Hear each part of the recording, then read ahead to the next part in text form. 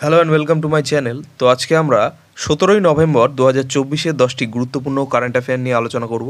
তো ডিরেক্টলি চলে যাচ্ছি। নাম্বার 1, জাতীয় মৃগী দিবস পালন করা হয় 17ই November.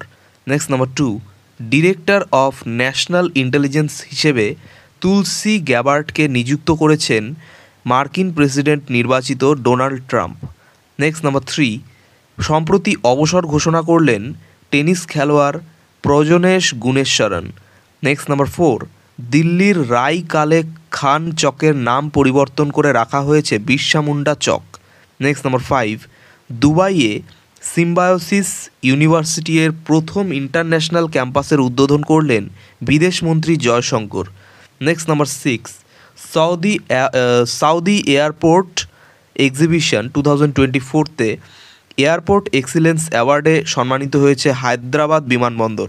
Next number 7, world's first high altitude para sports centre স্থাপন করা হবে লাদাখের লেহতে।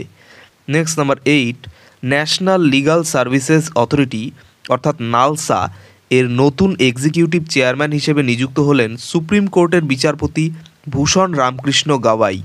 নেক্সট নাম্বার 9, মধ্যপ্রদেশ ট্যুরিজমের ব্র্যান্ড অ্যাম্বাসেডর হিসেবে নিযুক্ত হয়েছেন বলিউড অভিনেতা পঙ্কজ ত্রিপাঠী।